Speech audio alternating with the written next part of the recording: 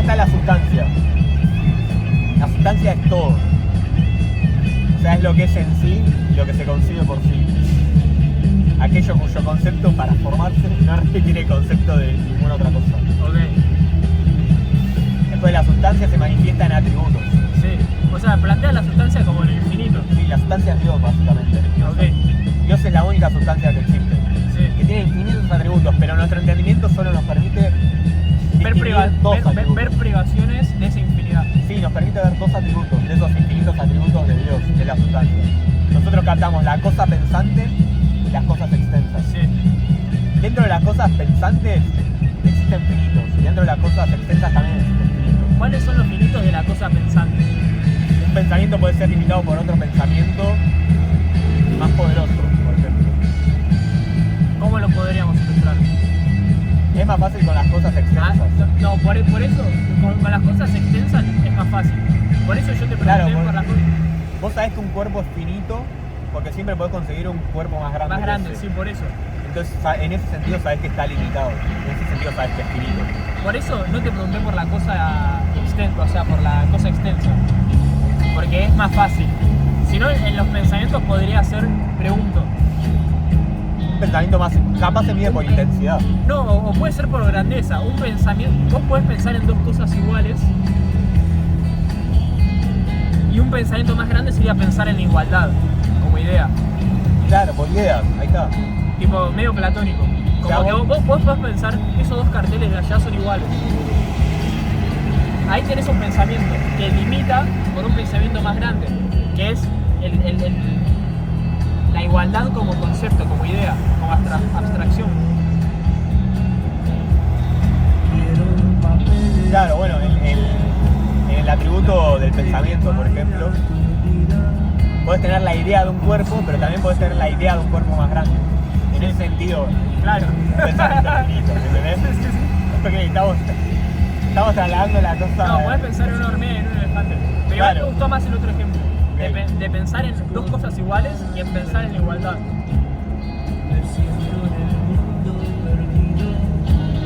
Ay, ¿cuál era el argumento? Dios se hace finito, me había dicho. Dios encarna en Jesucristo. Entonces, algo infinito se encarna en una finitud. O sea, Dios se limita a sí mismo y se hace hombre. Sí. El hecho de que se haya limitado ¿Por qué es una blasfemia? a los musulmanes. Okay. A un cristiano no es una blasfemia, No, a un no. cristiano es el dogma de la encarnación. Sí. O sea, literalmente es lo que hace a un cristiano cristiano. O sea, si un cristiano no cree que Dios se hizo hombre, no es cristiano. Claro. O sea, queda anulado su religión. Entonces lo infinito y lo finito no se oponen. ¿En el cristianismo o en qué? No. Ni en Spinoza tampoco. Y en Hegel ni en Spinoza. En Spinoza creo que sí, porque Mirá, ¿cómo define? en Spinoza define lo finito como negación parcial. Sí. Y lo infinito como, pongámosle, una afirmación de todo, como una posibilidad de todo lo posible. Una posibilidad de que todo es posible, valga la redundancia.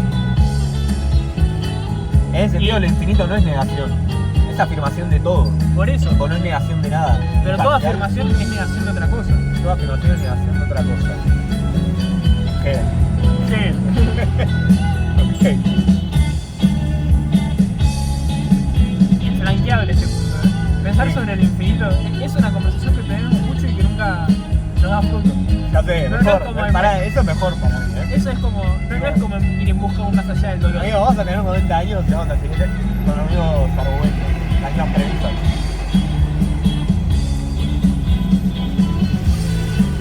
Pero ¿por qué hace que el Dios cristiano sea universal el hecho de que se haya encarnado un hombre? A ver.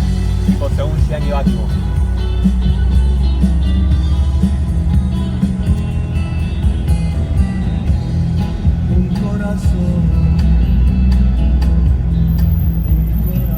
Lo vuelvo a leer. O sea, la encarnación de Dios en Jesucristo no deslegitimita, o sea, no desmiente los mitos de otras religiones, sino que al contrario, las autoriza de forma implícita. justamente porque el Dios cristiano se encarna en Jesús, es posible pensar a Dios bajo la forma de otro ser natural, como sucede en otras muchas mitologías religiosas, como el dios del rayo de Zeus, como O sea, Dios como con una ser persona. natural se refiere a ser finito. O sea que podemos pensar en Jesús como una persona. Sí. Y en ese sentido podemos visualizar a Dios. Claro, los símbolos naturales e históricos pueden valer verdaderamente como símbolos de Dios. Porque este Dios se ha hecho hombre en Jesús. O sea, acá está un poco dando el argumento de por qué el Dios cristiano puede ser, o sea, está dotado de una universalidad. Pueden valer verdaderamente como símbolos de Dios. Porque este Dios se ha hecho hombre en Jesús, mostrando, por lo tanto, su parentesco con lo finito.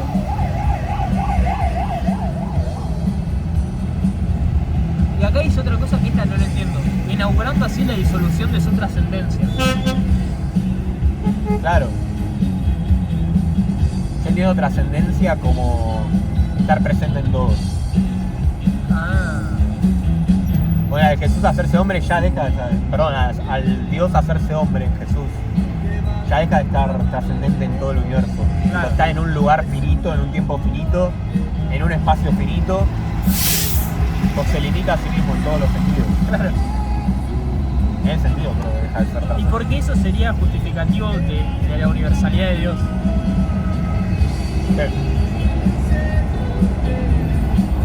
Don Alfredo. No, eso es lo que no entiendo. ¿Por qué sería justificativo de la universalidad? Ah, porque si los otros dioses están, o sea, en las otras mitologías se plantean dioses naturales, o sea, dioses en figuras humanas, si querés, como, no sé, Atenea, la diosa de la guerra, Como una mujer. como una mujer, Ares, o sea, Ares, también dios de la guerra. o sea, no se los plantea como infinitudes, sino como el dios de la guerra, el dios del Hombres, rayo, y claro, el dios de lo que quieras, Afrodita, y así un montón de dioses. Como ese politeísmo no habla de una infinidad en Dios, sino de dioses finitos. Porque tomando la definición de Spinoza, son privaciones, o sea, uno es P, o sea, uno es dios de la guerra porque no es menos P. O Claro, porque no es niega Q, a todos ¿entendés? los otros dioses. Niega a todos los otros dioses para ser el dios de la guerra en Atenea.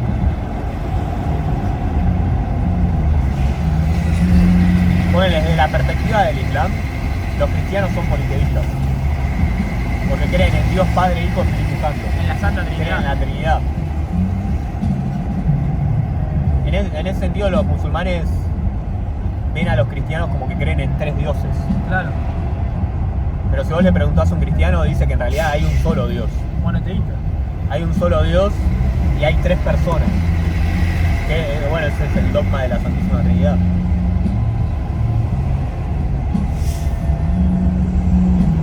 Como que no es que son tres dioses distintos, es un solo Dios con tres naturalezas distintas o con personas distintas.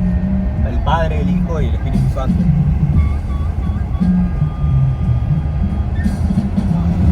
Pará, ¿y por qué Dios es universal si se hizo Jesús? Si Porque, dioses son- porque si- está planteando desde el infinito un finito. Claro, si Dios es omnipotente, lo puede todo, ¿por qué no podría hacerse hombre? Si Él quiere, lo puede hacer. Claro, bueno, pero eso no lo contradice, pero tampoco es un argumento para afirmar la universalidad de Dios. Lo que para mí da, o sea, el hecho de que encarne en Jesús, Dios, lo que le da universalidad debe ser el hecho de justamente poder emparentarse con lo finito, al igual que los dioses de todas las demás mitologías. En ese sentido podemos amar a Dios.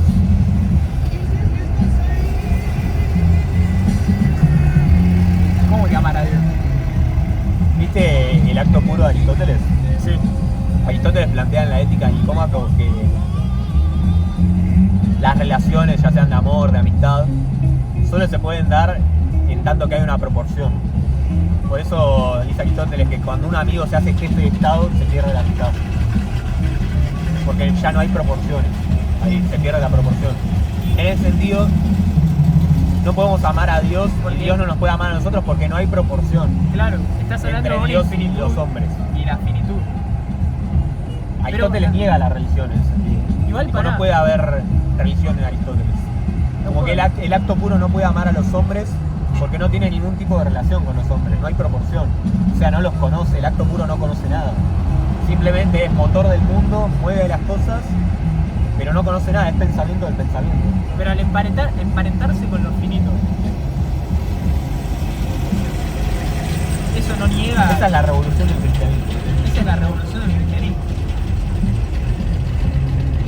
Que el verbo se haya hecho carne.